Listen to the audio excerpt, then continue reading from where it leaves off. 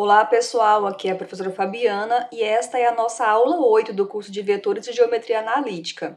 Esta é a segunda aula do tópico plano. Vamos começar falando de segmento orientado e vetores no plano. Considere os pontos P1 e P2 sobre uma mesma reta, como mostra esta figura. O segmento de reta de extremidades P1 e P2, denotado por P1, P2, é o conjunto de todos os pontos P de coordenadas XY, tais que o X está entre X1 e X2 e o Y está entre Y1 e Y2. De uma forma mais criteriosa, o x é maior ou igual a x1 e menor ou igual a x2. E o y é maior ou igual a y1 e menor ou igual a y2, como a gente pode observar aqui no gráfico.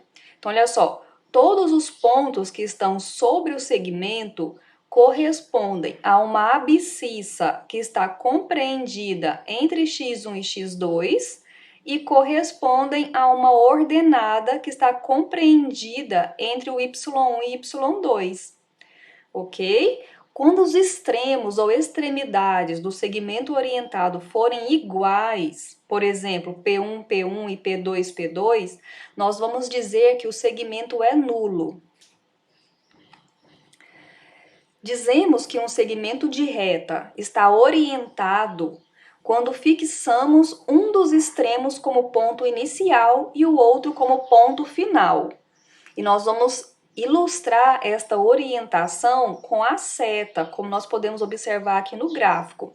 Olha, nós vamos denotar o segmento orientado com ponto inicial P1 e ponto final P2 por um par ordenado de pontos. Então, o primeiro ponto é a origem do segmento orientado e o segundo ponto é a extremidade, é o ponto final do segmento orientado.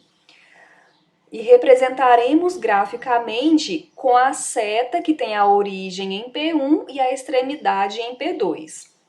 Apesar dos segmentos P1, P2 e P2, P1 serem iguais por possuírem os mesmos pontos, os segmentos orientados não são iguais. Eles são distintos porque quando a gente estabelecer uma orientação, o ponto inicial é importante, faz diferença, certo? Então, aqui nós estamos vendo no gráfico o segmento orientado P1, P2. Se formos esboçar o segmento orientado P2, P1, a seta não pode ter a ponta no P2, a ponta da seta vai ficar no P1, se o segmento orientado for P2, P1. Então, a seta do segmento orientado sempre fica apontando do ponto inicial para o ponto final.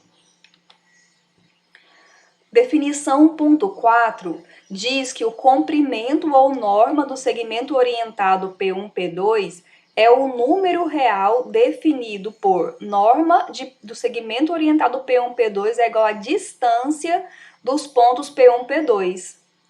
Então, nós vamos observar nas nossas aulas que muitas definições, elas utilizam a função distância para que elas sejam definidas. É uma função que é muito importante, muito utilizada na geometria analítica e na álgebra linear também.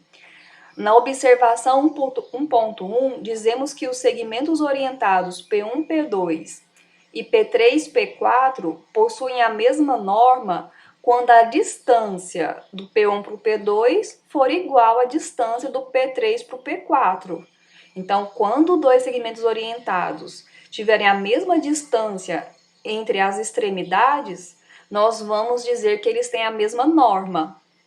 Nós vamos dizer também que os segmentos orientados P1, P2 e P3, P4 possuem a mesma direção quando os segmentos de reta P1, P2 e P3, P4 forem paralelos ou quando os pontos estiverem sobre uma mesma reta. Então, nós poderemos dizer que tem a mesma direção. Em relação ao sentido, nós vamos dividir a definição em duas partes.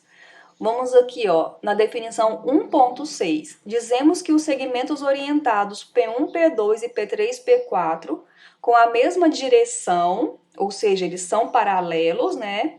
Possuem o mesmo sentido quando, primeiro caso, quando P1, P2, P3 e P4 não estão numa mesma reta, que é o caso dessa primeira figura, dessas duas figuras aqui, e o P1, P1, P3, ó, nós estamos ligando aqui P1 no P3, interseção com P2, P4, tem interseção vazia, ou seja, não tem ponto em comum, que é essa primeira imagem. Então, quando isso acontece, notem que as setas estão apontando para o mesmo sentido. Então, aqui nós estamos formalizando a definição, né?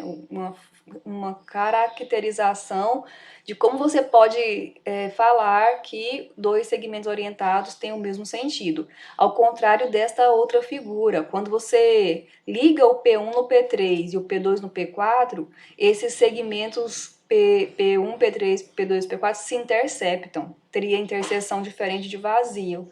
Então, quando isso acontece, as setas têm sentido contrário. Olha o comportamento das setas. Uma está para um lado e a outra está para o outro. A segunda situação é quando os pontos P1, P2, P3 e P4 estão numa mesma reta, que é o caso dessas duas figuras. Então, olha só, se os pontos estão numa mesma reta, nós vamos considerar P3, P4 e pontos auxiliares, P3' e P4', como se fossem uns clones. Então, olha só, P3' e P4' vão dar origem a um segmento equivalente ao P3, P4, mas agora eles estão em uma reta distinta, de tal forma que a interseção entre eles é vazia, certo? P3, P4 e P3' e P4' vão ter a mesma direção e mesmo sentido. E, além disso, agora, quando você ligar o P1 no P3' e o P2 no P4', se a interseção for diferente de vazio, nós vamos dizer que os segmentos P1, P2, P3, P4 têm o mesmo sentido. Porém, se a interseção tiver ponto em comum, como é o caso desta outra figura, nós vamos dizer que os sentidos são contrários, certo?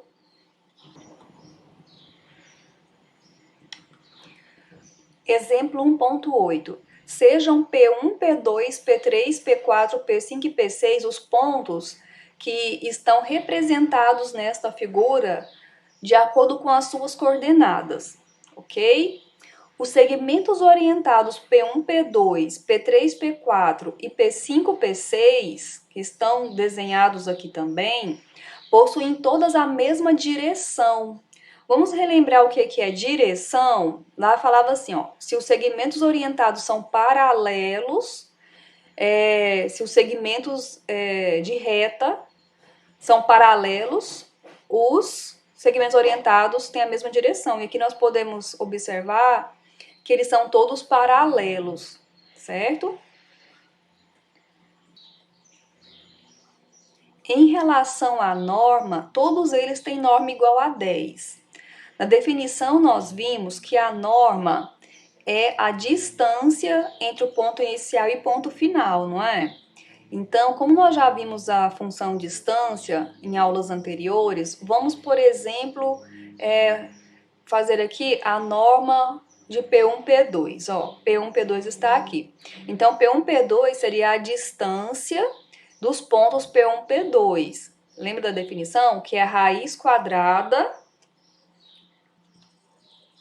Eu vou abrir um parêntese aqui na aula e abrir aqui ó, uma telinha que é o GeoGebra, para ele nos auxiliar nos cálculos intermediários que não aparecem aqui nos nossos slides, certo? Eu vou aqui, ó, exibir, janela CAIS. Vocês podem usar isso como ferramenta também aí para vocês estudarem. Eu vou fechar essa janela de visualização que eu não vou utilizar e vou me fixar aqui apenas na janela CAIS, que ela vai nos ajudar a fazer nossos cálculos.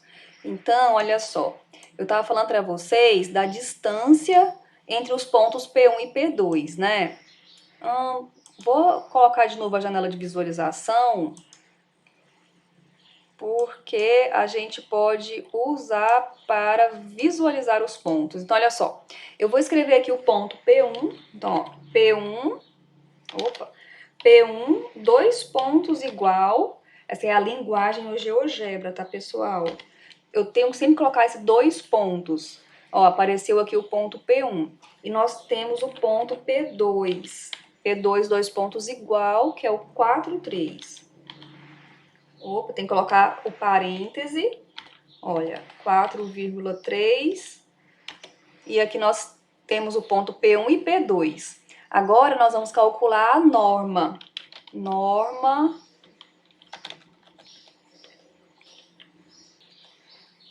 Eu vou fazer o cálculo aqui da norma como vocês fariam no caderno, que é a raiz quadrada aqui é SQRT. Raiz quadrada de quem? De x1 menos x2 ao quadrado, né? Então, dentro da raiz quadrada, eu vou aumentar a letra aqui para ficar mais fácil para vocês enxergarem o cálculo que eu estou fazendo. Então, eu abri a raiz quadrada, agora x1 é 1. 1 menos, o x2 é 4, então ficou 1 menos 4, eu vou elevar ao quadrado, é acento circunflexo, mais y1, que é 2, menos o y3, o y2, que é 3, e vamos elevar ao quadrado. Vamos fazer esse cálculo, ó, ele vai nos retornar esse raiz de 10, que é o que está falando aqui, certo? Além disso, vamos ver o que nós temos aqui, ó. Os segmentos orientados P1, P2 e P5, P6, este e este possuem o mesmo sentido. Olha que a setinha está apontando para o mesmo lado. Vamos falar assim, é para o mesmo sentido. E os segmentos orientados P1, P2 e P3, P4, que este e este, eles são paralelos, têm a mesma norma, mas eles têm sentidos contrários, certo? Olha que a seta do P3 e P4 está para um lado e este aqui está em outro sentido. Vamos usar os termos corretos, né? Está para um sentido, esse aqui está em outro sentido, certo? Definição 1.7. Dizemos que P1, P2 e P3, P4 são equipolentes. Essa palavrinha aqui, pessoal, ela é utilizada no lugar do igual. Nós não vamos falar que segmentos orientados são iguais. Não é usado na matemática, apesar de alguns autores utilizarem. Quer dizer que então não é tão usado, né? O termo correto é esse aqui, equipolentes. Então, quando é que dois segmentos orientados são equipolentes? Quando possuem a mesma norma, a mesma direção e o mesmo sentido, ou quando ambos correspondem a segmentos nulos. E a notação a notação matemática para equipolentes é esse tio que nós estamos visualizando aqui. Então, nós vamos usar essa notação quando nós queremos dizer que P1, P2 é equipolente a P3, P4. Na observação ponto 1, nós estamos dizendo que para quaisquer segmentos orientados PQ, AB e CD, a relação de equipolência satisfaz algumas propriedades, que são elas: a propriedade reflexiva quer dizer que o segmento é equipolente a ele mesmo. Quer dizer o seguinte, em outras palavras, o segmento PQ tem a mesma norma do segmento PQ. O segmento PQ tem a mesma direção e sentido do segmento PQ. Ele é igual a ele mesmo. A propriedade de equipolência também é simétrica, quer dizer o seguinte: se o segmento PQ é equipolente ao segmento AB, então o segmento AB tem que ser equipolente ao segmento PQ. E ela é transitiva, que quer dizer que se o segmento orientado PQ é equipolente ao segmento orientado AB, e o segmento orientado AB é equivalente ao segmento orientado CD, então o primeiro segmento orientado, que é o PQ, vai ser equivalente ao segmento orientado CD. Então, a gente fala que por transitividade, o PQ é um segmento orientado equivalente ao segmento orientado CD. O teorema 1.2 diz que dois segmentos orientados, eles são equipolentes quando a subtração das extremidades coincidir. A subtração das extremidades nos remete a operações com pontos. E operações com pontos vai retornar pares ordenados. E a igualdade de pares ordenados nós já conhecemos que se dá quando as coordenadas correspondentes são iguais. Então, observe aqui nesse teorema que a análise dos segmentos orientados vai recair na análise de pares ordenados. Vamos ver um exemplo. Aqui no exemplo 1.9, nós temos P2 menos P1. O exemplo 1.9, ele está usando os mesmos pontos do exemplo anterior. Então, observem aqui, ó. O ponto P2 tem coordenadas 4 e 3. Eu vou pegar o nosso quadro auxiliar aqui, ó, para fazer os nossos cálculos. Então, nós estamos fazendo P2 menos P1. P2 é o par ordenado 4 para a abscissa e 3 para a ordenada. E nós vamos subtrair com a coordenada de P1, com as coordenadas de P1, que são 1 para a abscissa e 2 para a ordenada. Isso vai nos dar o par ordenado 3, 1. E aí, esta mesma subtração, nós vamos fazer para o P6 menos P5, que é o ponto final, menos o ponto inicial deste segmento orientado, certo? E nós vamos encontrar o mesmo par ordenado. Então, como nós temos aqui o mesmo par ordenado para essas duas subtrações, nós vamos dizer que os segmentos orientados P1, P2 e P5, P6 são equipolentes, que é essa notação que está escrita aqui. Por outro lado, quando você fizer o P4 menos P3, vamos lá fazer esse cálculo. P4 tem coordenadas menos 2 e 2. Olha, tá bem aqui, a pontinha até faltou só um tracejado aqui, né? Menos 2, 2 é o par ordenado. Menos o ponto inicial, que é o P3, que é 1, 3. 1, 3. Nós vamos ter o par ordenado menos 3, menos 1. Menos 3, menos 1 é diferente do primeiro par ordenado do P2 menos P1, que é 3, 1. Então, nós não podemos concluir que os segmentos orientados P1, P2 e P3, P4 são equipolentes. Na verdade, eles não são equipolentes. Nós colocamos esse tracinho aqui para representar que eles não são equipolentes. Bom, a definição 1.8 vai introduzir o conceito de vetor. O que é um vetor, então, afinal de contas? O vetor de coordenadas xy vai ser o conjunto de todos os segmentos orientados P1, P2, tais que P2 menos P1 é igual a xy, ou seja, o vetor é todo segmento orientado tais que a subtração de suas extremidades dê o par ordenado correspondente. A notação que nós podemos utilizar varia um pouco, de acordo com o autor, de acordo com os livros, mas nós vamos usar duas notações aqui. Uma delas, utilizando as extremidades dos pontos final e das extremidades do segmento orientado, ou seja, os pontos finais e iniciais, como aqui, ó, e uma seta por cima. Ou então, simplesmente uma letra minúscula. Então, essa letrinha V igual às coordenadas do vetor. Então, aqui nós temos um vetor de coordenadas XY. Quem é esse vetor? É todo segmento orientado que tem como subtração das extremidades o par ordenado XY. Quer dizer, pessoal, vamos voltar aqui no nosso exemplo anterior. Aqui nós temos P1, P2 e P5, P6. Aparentemente, então, eles são o mesmo vetor, apesar deles estarem localizados aqui em posições diferentes no plano. Então, o vetor vai ser uma entidade matemática que nós vamos utilizar bastante nos cálculos algébricos, e quando você pensar geometricamente, ele pode estar posicionado em vários locais do plano, certo?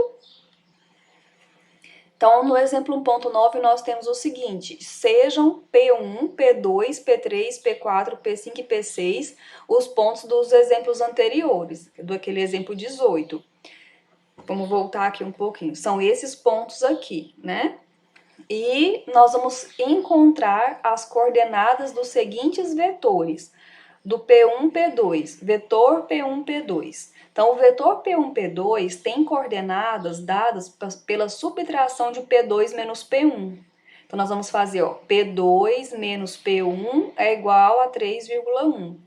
As coordenadas do vetor P4, P3, P4 são dadas por P4 menos P3, que é menos 2, 2, menos 1, 3, que é menos 3, menos 1. E as coordenadas do vetor P5, P6, eu fiz uma pequena correção aqui na letra C. Aí vamos já passar para as coordenadas do P5, P6, tá? As coordenadas do vetor P5, P6 é P6 menos P5. P6, que é o dado pelo par ordenado 2, 1, menos P5, que é menos 1, 0. Então, 2 menos menos 1, 3. 1 menos 0, 1. Notem aqui, ó, que o P1, P2 e o P5, P6 têm as mesmas coordenadas, né?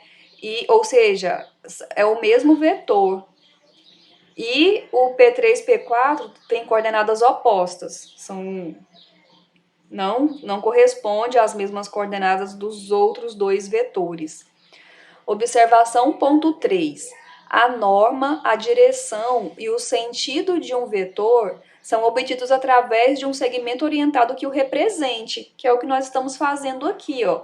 Nós estamos usando, por exemplo, o P1, o segmento orientado P1, P2, para estudar o vetor P1, P2. E com isso nós vamos encontrar as suas coordenadas, e a partir daqui eu posso encontrar a norma, nós podemos comparar de 2 em 2, para comparar, para tirar conclusões a respeito da direção, do sentido, né?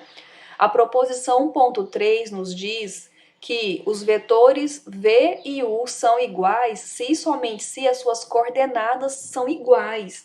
Então, quer dizer que aqui, nesse exemplo anterior, o vetor P1, P2 e P5, P6, eu posso dizer que são vetores iguais, certo? Porque eles têm a mesma coordenada, que é o 3, 1. Neste exemplo aqui, nós acrescentamos dois vetores. Nós temos os pontos dos exemplos anteriores e mais alguns pontos para que a gente dê origem aqui ao vetor V e ao vetor U. Olha só, na verdade nós temos os pontos, né? E o vetor V e o vetor U como acréscimo. Então, vamos lá. Os vetores P1, P2, nós já fizemos o cálculo ali atrás, que deu 3, 1. O vetor P5, P6, que também deu 3, 1, e o próprio vetor V, que tem coordenadas 3, 1, que está aqui, ó, eles são todos iguais. Eu posso dizer que eles são iguais. As coordenadas, pessoal, quando a gente vai representar aqui no sistema cartesiano, nós sempre vamos iniciar na origem. O vetor, ele está sendo representado por um segmento orientado que parte da origem e tem a extremidade no par ordenado que o define, certo? Então, o vetor P1, P2 e o vetor P5, P6, todos estão sendo representados pelo vetor V, algebricamente, e aqui, apesar de estar distribuído no plano em locais diferentes, podemos dizer que são iguais. Da mesma forma, os vetores P3, P4, que tem as coordenadas menos 3, menos 1, e o P7, P8, que nós acrescentamos aqui, ó, P7, P8, e o vetor U, todos têm coordenadas menos 3, menos 1, e podem ser representados unicamente por esse vetor U, que tem as coordenadas menos 3, 1. Menos 3, menos 1. O exemplo 1.12 nos mostra que a norma do vetor V de coordenadas 2 raiz de 3 e 2 é dado pela raiz quadrada da primeira coordenada ao quadrado mais a segunda coordenada ao quadrado. A norma do vetor não é a norma de qualquer segmento orientado que o representa? Então, nós podemos utilizar o segmento orientado que parte da origem. E como nós já vimos ali atrás que a norma do segmento orientado é a distância entre os seus pontos extremos, você vai então obter a distância entre a origem e o ponto extremo, e o cálculo vai ser exatamente a soma das coordenadas ao quadrado, que vai ficar 2 raiz de 3 menos 0 ao quadrado, mais 2 menos 0 ao quadrado. E nós vamos ter, então, 4, certo? Exemplo 1.13, nós temos P1, P2 e P3, foram pontos dados, e nós queremos encontrar um ponto P de tal forma que os vetores P1, P2 e P3P sejam iguais. Então, nós queremos que seja válida esta igualdade de vetores. Nós já sabemos que os vetores, eles são definidos por suas coordenadas, que por sua vez são obtidas subtraindo os pontos das extremidades. Então, nós vamos ter P2 menos P1, e aqui nós vamos ter P menos P3. Nós queremos encontrar exatamente esse P. Então, é só isolar o P utilizando as operações com pontos que nós já vimos em aulas anteriores. Então, ó, vou pegar esse menos P3 e vou tirar desse membro. E assim nós vamos conseguir isolar o P. No outro membro tem P2 menos P1. Esse P3 que era negativo vai ficar somando estas operações que já existem aqui. Então, ficou ó, P2 menos P1 mais P3. Agora, nós vamos substituir os pontos e fazer as operações. Então, ó, 4 menos 1 mais 1 e 3 menos 2 mais 3. E aqui está o par ordenado que representa o vetor P. Se a gente fosse esboçar geometricamente esse par ordenado, vamos ver como que ficaria. Então, aqui, ó, nossa ferramenta auxiliar, vamos escrever o vetor P. Aqui, pessoal, no GeoGebra, os vetores, eles devem ser escritos com letras minúsculas, tá? Então, ó, P minúsculo, 2 pontos igual, e bota as coordenadas. Então, 4,4. Então, olha só, onde está aqui o nosso vetor lá no sistema cartesiano, ó, essa seta partindo sempre da origem, quando você pedir para uma representação gráfica, ok? O exemplo 1.14, nós queremos determinar os valores reais para A e B, de modo que os vetores U e V sejam iguais. Bom, aqui os nossos vetores já estão definidos utilizando pares ordenados, onde as abscissas e ordenadas estão em função de incógnitas. As incógnitas são A e B. Então, para que os vetores sejam iguais, o que tem que acontecer? A abscissa do primeiro vetor tem que ser igual à abscissa do segundo vetor, e a ordenada do primeiro vetor igual à ordenada do segundo vetor. E aqui nós temos um sistema com duas equações e duas variáveis que nós já estudamos também em aulas anteriores. Então, nós organizamos o sistema aqui, ó, colocamos o A e o B no primeiro membro e nós temos um sisteminha. Vamos resolver esse sisteminha lá na nossa ferramenta auxiliar? Quero mostrar para vocês várias funcionalidades do GeoGebra. O sistema, deixa eu só organizar aqui melhor nosso espaço. Então, olha só, um sistema aqui no GeoGebra, ele é escrito da seguinte maneira: você vai abrir umas chaves e vai colocar as equações separadas por vírgula. Então, 2A mais 5B é igual a 1, vírgula, A mais 3B é igual a menos 2. Esse é o nosso sistema. E quando você manda compilar, dá só o Enter, esta aqui vai ser... Ele vai colocar um na frente no outro. Não vai colocar assim, uma numa linha e a outra equação na outra linha. Ele economiza espaço aqui, tá? Agora você quer resolver esse sistema. Então você vai... Eu vou ensinar, você vai fazer o seguinte. você vai usar o comando resolver. Olha, você começa a digitar, já aparece aqui algumas opções. Você quer resolver o quê? Esse sistema. Ou você copia novamente essa equação para dentro desse parêntese. Eu dei Ctrl C, agora eu vou dar um Ctrl V, ó.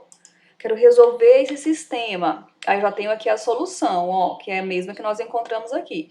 Ou então, para não ter que copiar novamente, ou já podia ter escrito logo com o comando resolver, um atalho bem interessante aqui no GeoGebra é esse comando aqui, ó, cifrão.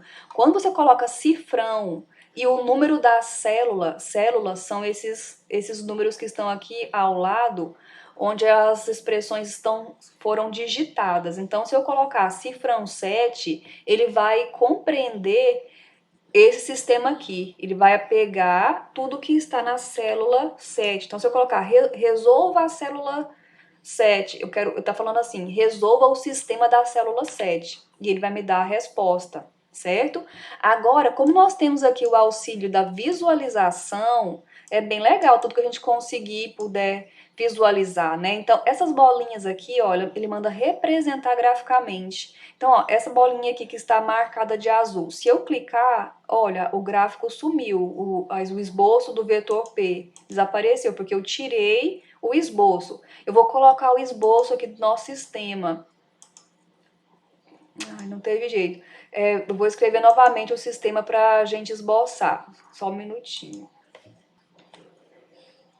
Olha só, vocês notem que eu clico e não acontece nada, porque eu não defini quem é A e B. Ele pode entender que é uma constante. Então, vamos reescrever utilizando, em vez de A e B, utilizando X e Y.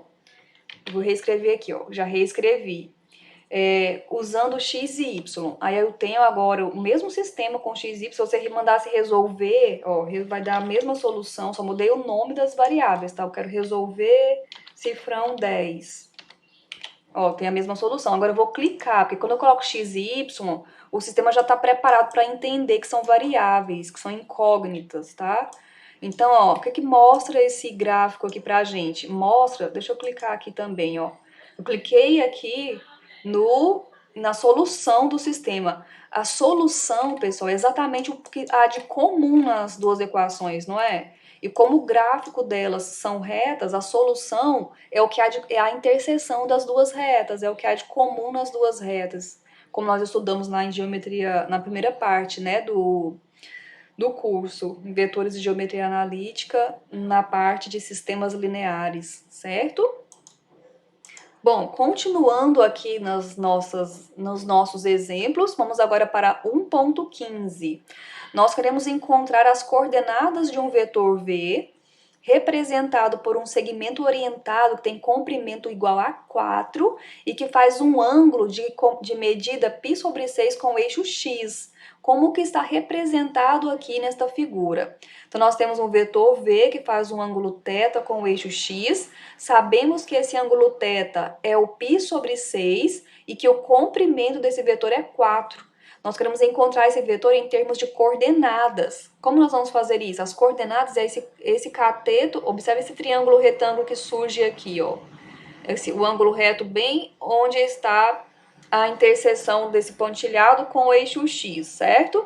Então, usando as relações trigonométricas no triângulo retângulo, nós vamos encontrar o valor do x, que é exatamente a distância do zero ao x, e o valor do y, que é a distância do zero ao y, certo? Com o seno, com a relação do seno, você vai ter... deixa eu ver aqui onde eu posso escrever. Só relembrando, ó, seno é cateto oposto sobre hipotenusa, cosseno, cateto adjacente sobre hipotenusa. Então, aplicando este conceito aqui, o seno vamos passar com o cosseno, que está aqui um cosseno, ó. Cosseno, que é a cateto adjacente, que vai ser x sobre a hipotenusa, que é o comprimento do vetor, norma de V. E aí nós vamos isolar o x. Vai ficar dessa maneira, ó, x é igual a norma de V vezes cosseno de π/6. Aí o π/6 é 30 graus, né? Aí nós vamos lá na tabela trigonométrica, vai observar que o valor é raiz de 3 sobre 2.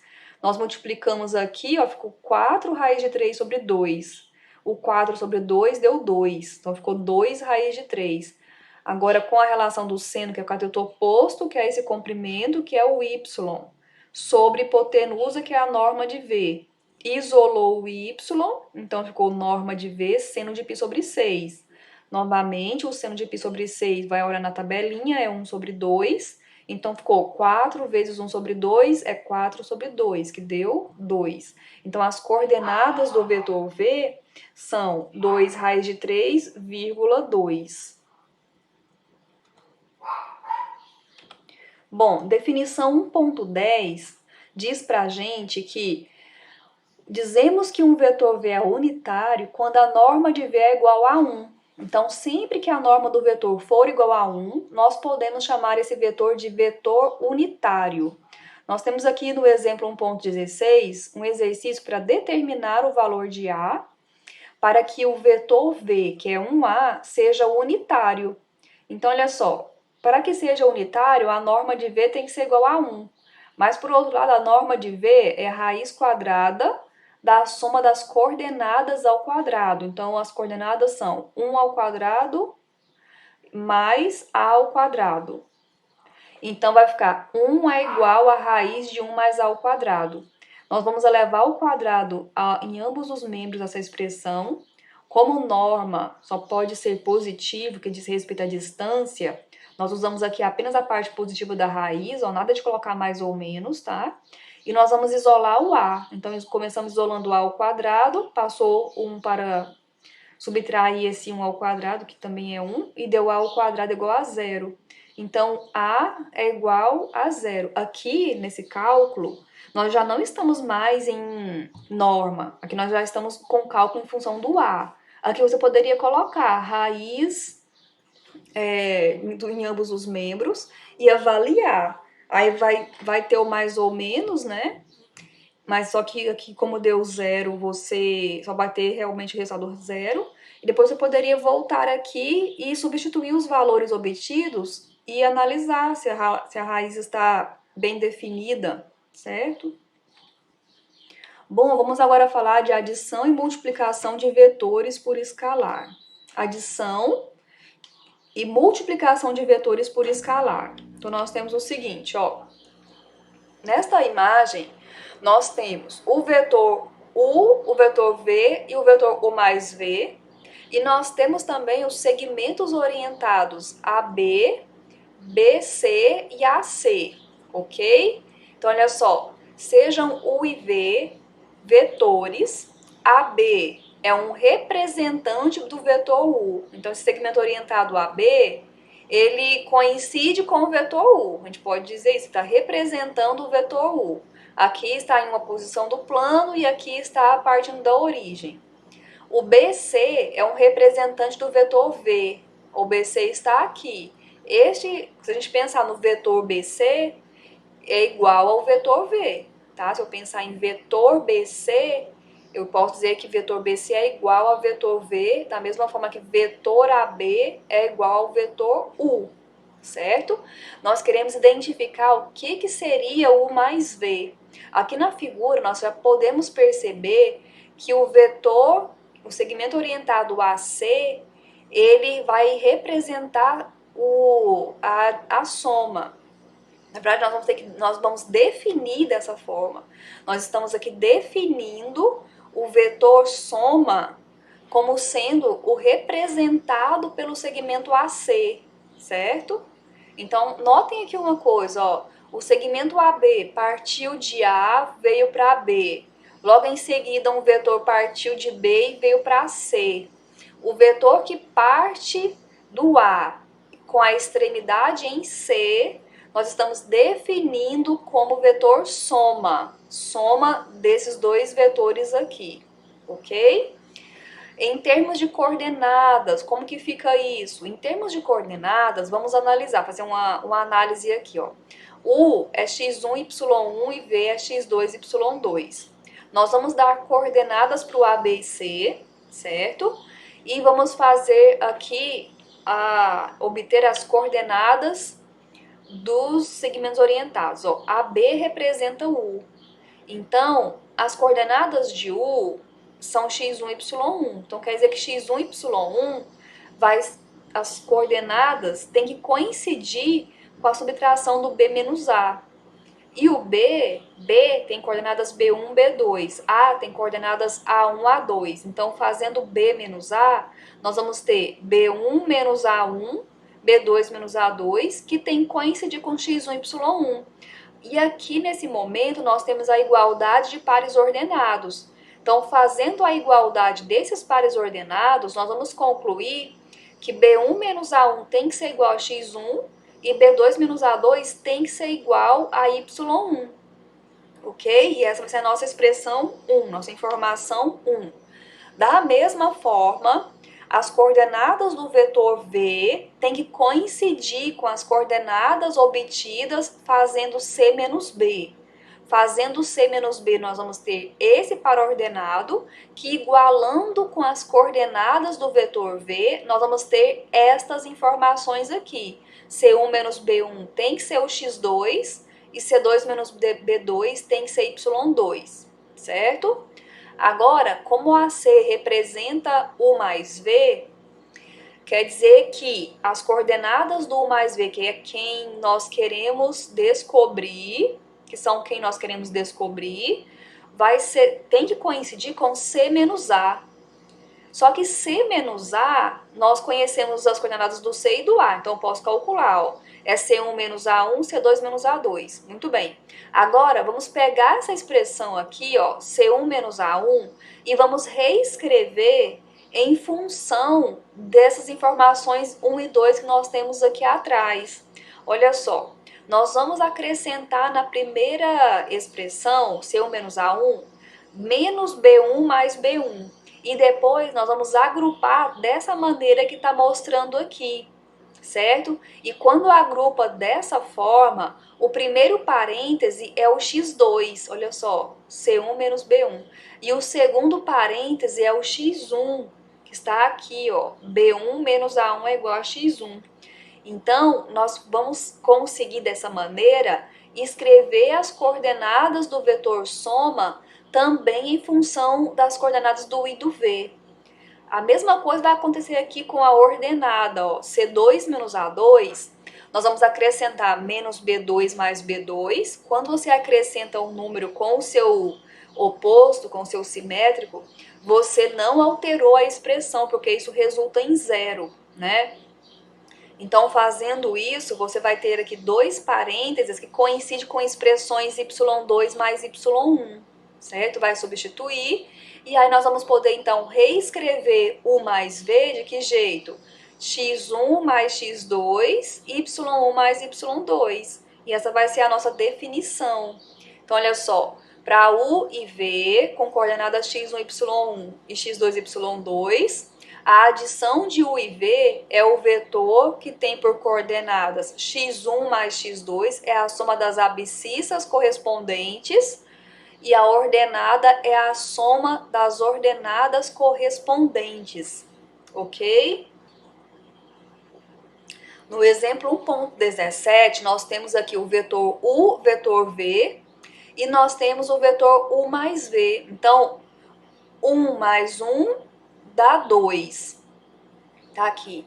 E menos 1 mais 2 dá 1, que é esse que está aqui. Então, este vetor que coincide com o vetor AC é o vetor soma. Notem aqui que nessa figura, o AB é o representante do vetor U. Esse AB aqui é um representante do vetor U, né? Porque tem infinidades de representantes, né?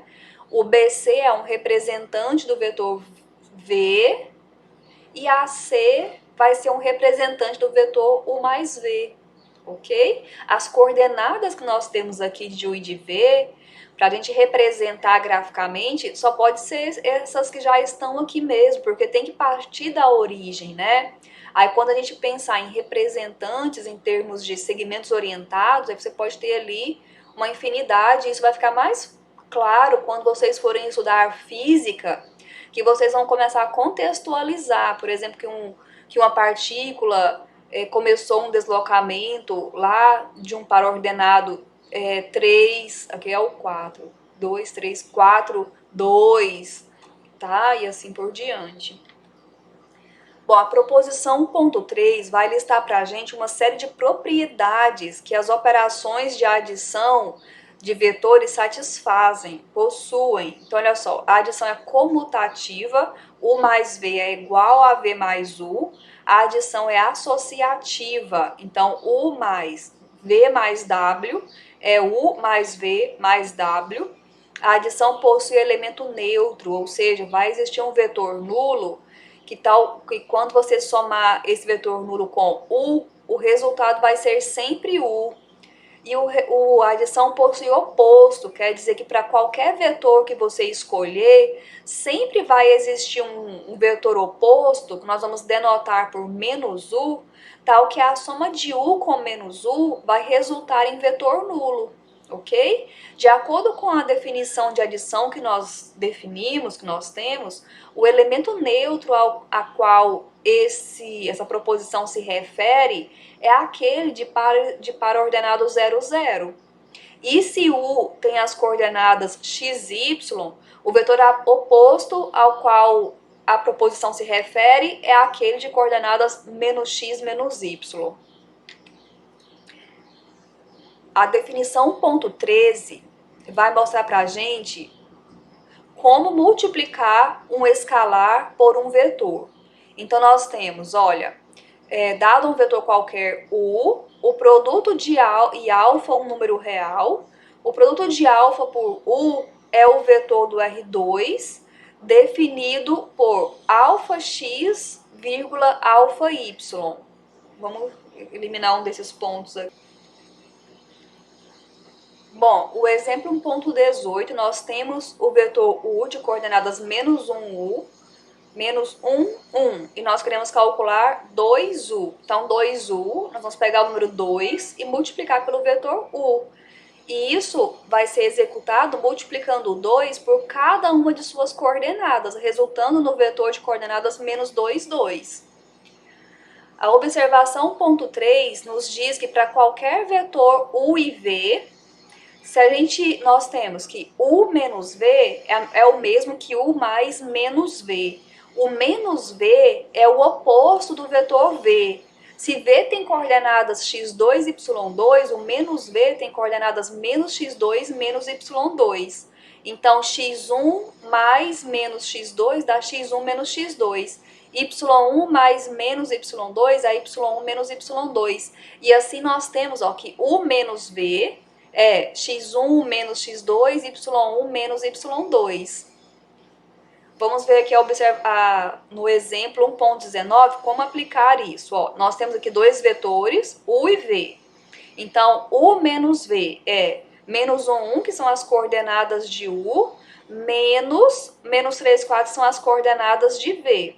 Então, nós vamos ter menos 1, menos 3. Tomem cuidado com os sinais, pessoal. Quando a gente está subtraindo, então, e se as coordenadas também têm sinais, você precisa usar um parêntese. Então, vai ficar 1 menos 3, só que menos com menos é mais. Então, vai ficar menos 1 mais 3, que deu 2 positivo.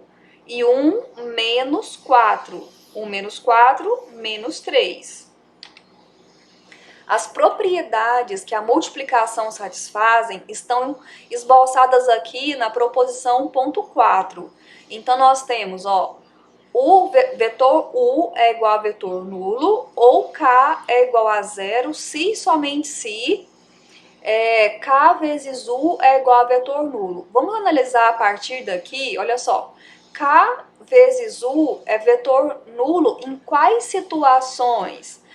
Uma multiplicação de um escalar por U vai resultar em vetor nulo se esse escalar for o número 0, que é o que está escrito aqui, ou então se esse vetor for o vetor nulo, que é o que está escrito aqui, ok? Essa segunda aqui é muito importante, um vetor U é paralelo ao vetor KU, para qualquer K diferente de 0 e qualquer U diferente de vetor nulo. Então, os múltiplos de um vetor são paralelos a ele, certo? Isso pode até ser usado como critério para identificar vetores paralelos. É só observar se as coordenadas são múltiplas uma das outras, ok? O K, U e o U vão possuir mesmo sentido se o K é maior do que zero. Aí preserva o sentido. Porém, se o K for negativo, o sentido de KU vai ficar invertido, vai ser contrário ao sentido de U. A norma de K vezes U, por definição, ó, vai ser igual ao módulo de K, né, por definição, por consequência, vocês vão concluir isso, ao módulo de K vezes a norma de U. Aqui nós tiramos, foi necessário tirar o K em módulo, módulo que diz respeito a números reais, porque a norma é sempre um número positivo. E esse K, como é um número real, ó, K e C são reais, ele pode ser negativo. Então, saindo aqui em módulo, nós vamos garantir que esse resultado todo aqui fique sempre positivo. K que multiplica U mais V é igual a K vezes U mais K vezes V. K mais C que multiplica U é K vezes U mais C vezes U. K que multiplica C vezes U é K vezes C vezes U, que também é igual a C vezes K vezes U. E 1 vezes U é igual ao próprio U. Então, é uma série de propriedades que nós vamos utilizar nas nossas aritméticas aí, nos nossos cálculos algébricos com os vetores. Como nós vamos ver aqui no exemplo 1.20, ó, nós temos os vetores U, V e W. Primeira coisa, nós queremos verificar se V é paralelo a U. Então, olha só, vetor U é 2 e menos 6. As coordenadas do vetor U são 2 e menos 6. Colocando menos 2 em evidência, nós podemos observar que as suas coordenadas são escritas da forma menos 2, que multiplica menos 1, 3. Mas menos 1, 3, por sua vez, são as coordenadas do vetor V. Então, quer dizer que U é menos 2V. E na propriedade que nós vimos aqui, ó, quando os vetores são múltiplos, eles são paralelos. Se eles são paralelos, eles também têm a mesma direção. Então, a gente poderia ter perguntado aqui, ó, verifique se U e V têm a mesma direção ou verifique se eles são paralelos, certo? No item B, nós queremos mostrar que a norma do vetor U é igual a 2 vezes a norma do vetor V. Muito bem, nós podemos calcular as normas diretamente. Então, olha só, a norma de U é a soma das coordenadas ao quadrado. Então, 2 ao quadrado mais menos 6 ao quadrado. 2 ao quadrado é 4. Menos 6 ao quadrado vai dar 36 positivo, mais 4 vai dar 40. Coloquei aqui a nossa ferramenta auxiliar para nos ajudar nos cálculos. Ó. Então, nós temos 2 ao quadrado mais menos 6 ao quadrado, que vai dar 40, e aí você vai fatorar o 40, né? E aqui é 4 vezes 10, 40. 4 é 2 ao quadrado, então saiu aqui um 2 e ficou o 10 dentro da raiz. Por outro lado, o módulo de V, o V tem coordenadas menos 1, 3. Então, menos 1 ao quadrado mais 3 ao quadrado vai ficar 9 mais 1, que deu raiz de 10. Então, nós podemos ver aqui, ó, que a norma de U é 2 vezes o raiz de 10, e o raiz de 10 é a norma de V. A norma de U é 2 vezes a norma de V. Nós também poderíamos ter chegado a essa conclusão trabalhando algebricamente, que é sempre um caminho elegante. Então, olha só, nós já vimos aqui anteriormente que U é menos 2V.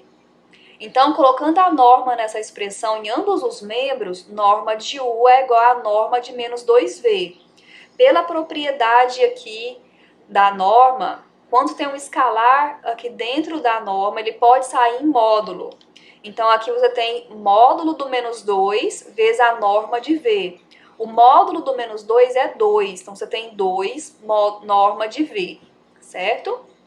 E por último, vamos encontrar as coordenadas do vetor A, que é definido por 2, que multiplica 4U menos 3W. Então, como você vai encontrar essas coordenadas? Substituindo os vetores. Então, A vai ser igual a...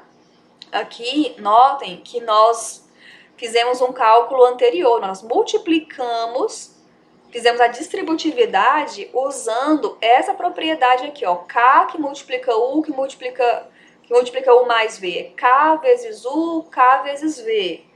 Então, aqui nós fizemos, ó, 2 vezes 4 deu 8U e 2 vezes menos 3 deu menos 6W. E agora que substitui, então, ou seja, faço uma passagem anterior aqui para facilitar. U substituiu as coordenadas, W substituiu também. Agora, o escalar multiplica o vetor. Então, o escalar multiplica cada coordenada. Aqui está o resultado. E menos 6 que multiplica também cada coordenada. E agora você tem aqui a subtração de vetores. Então, 16 menos 6, menos 48, menos 12. Então, você tem aí o par ordenado correspondente ao vetor A. Continuando os nossos exemplos, nós vamos agora para 1.21. Nós temos aqui dois vetores, U e V. Nós queremos encontrar o vetor A que satisfaz essa equação.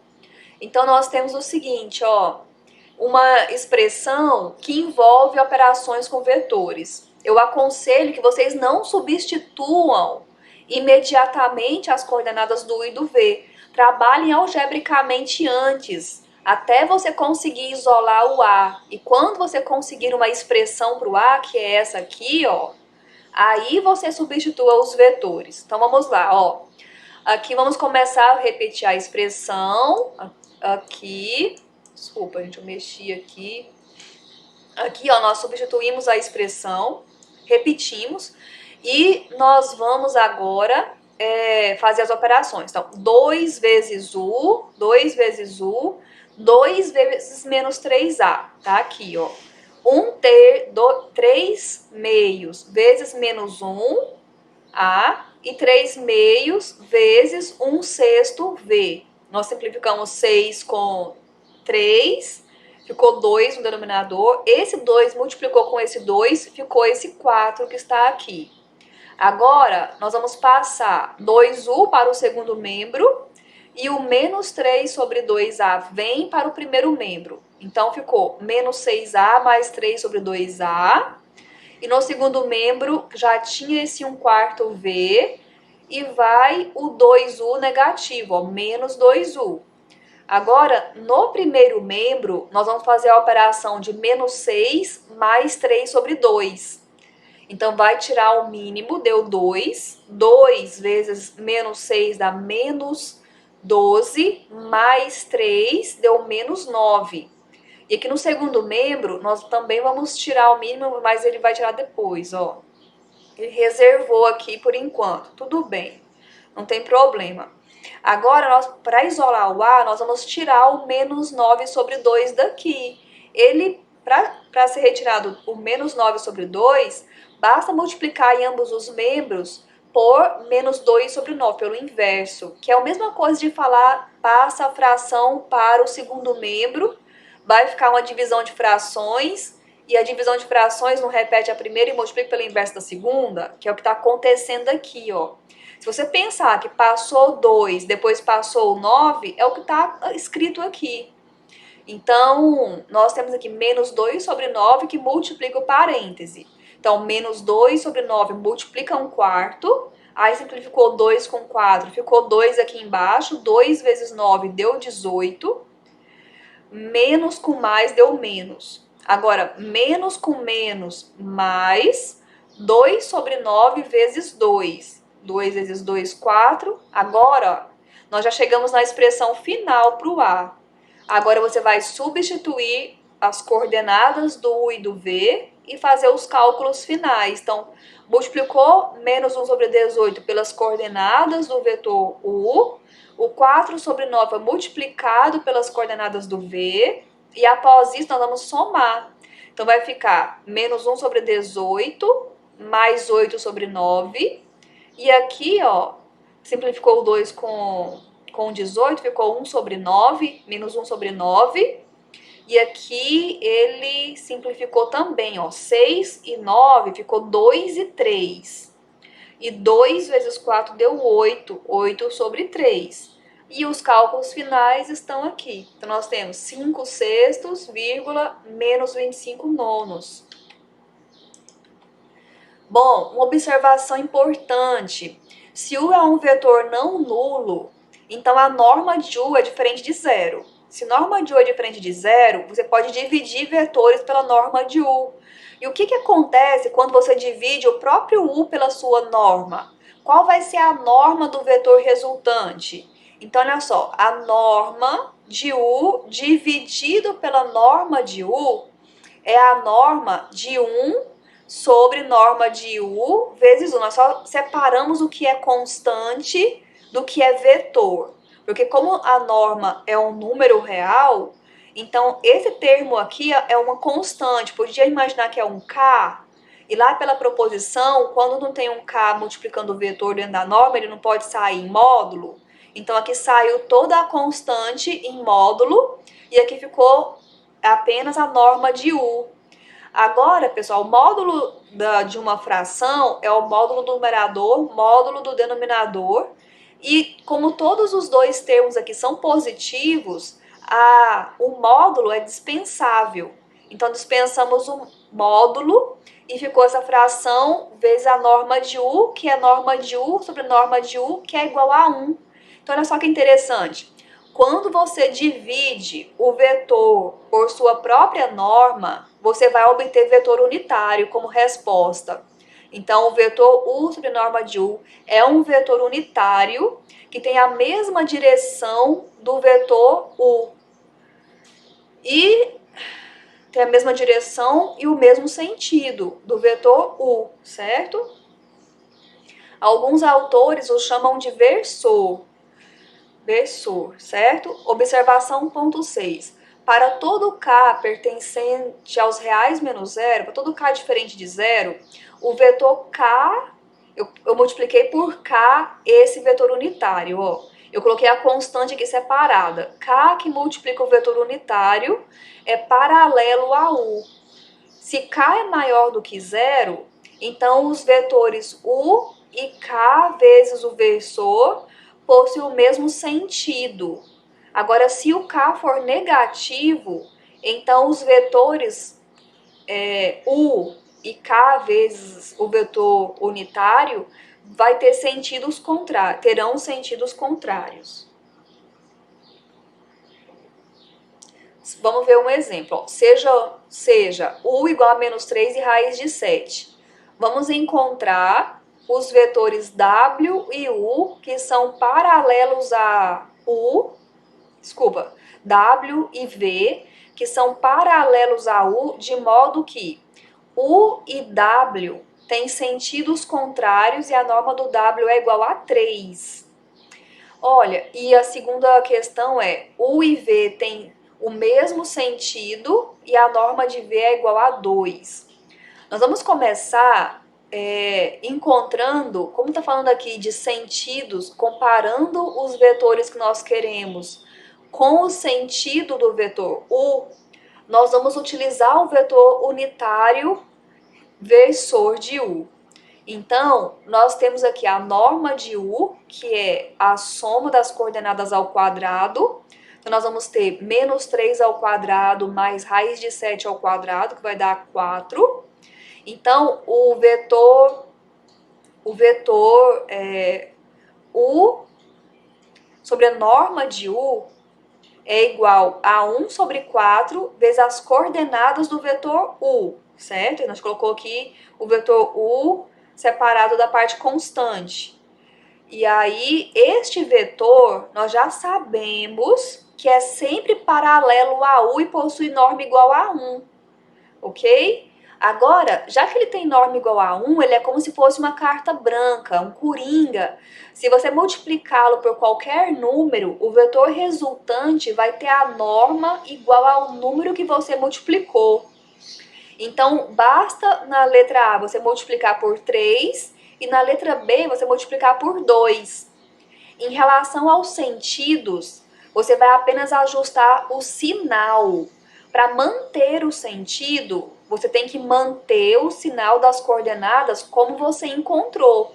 Então, aqui nós encontramos a primeira coordenada negativa e a segunda coordenada positiva. Na letra B, é o que vai ter que acontecer, porque você quer com o mesmo sentido.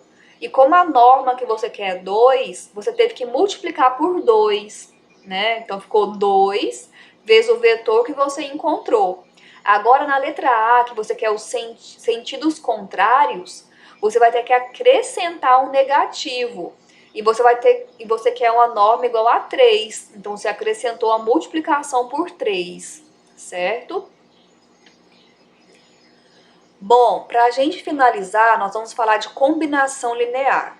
Então, nós temos aqui, ó, 3 vetores do R2, U, V e W. Nós vamos dizer que W é uma combinação linear de U e V se existirem escalares K1 e K2 que satisfazem essa equação, ó, W é igual a K1U mais K2V.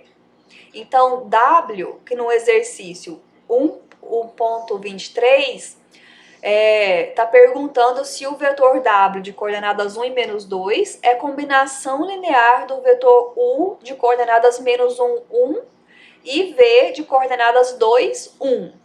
O que nós precisamos fazer para responder essa questão? Analisar esta equação e verificar se existem os escalares que a satisfaçam. Então, nós vamos substituir os vetores aqui, ó.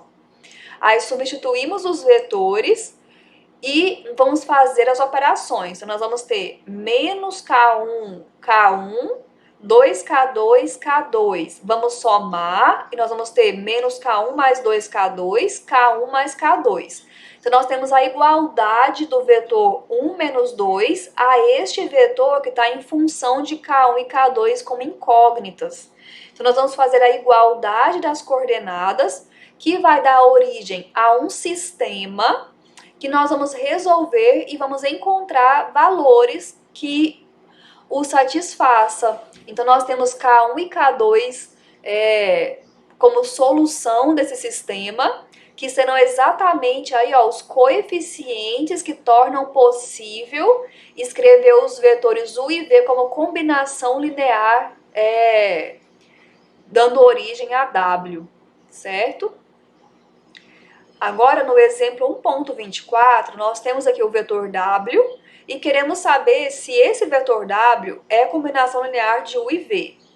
Nesse caso, vocês vão fazer os mesmos cálculos, semelhantes aos cálculos anteriores, e vão dar origem a esse sistema. Porém, nesse caso, note o que acontece nessa segunda equação, ó. Se existir solução para esse sistema, se existir valores para K1 e K2, nós vamos estar dizendo que menos 1 é igual a 0, que é o que está acontecendo aqui nessa segunda equação, né? Aqui é K2, ó, gente, vamos corrigir aí, tá? Então, quer dizer que não existem K1 e K2 que satisfaçam o sistema, então quer dizer que W não é combinação linear de U e V. Então é isso, pessoal, por hoje. Façam os exercícios para fixar tudo que nós aprendemos nesta aula. Até a próxima!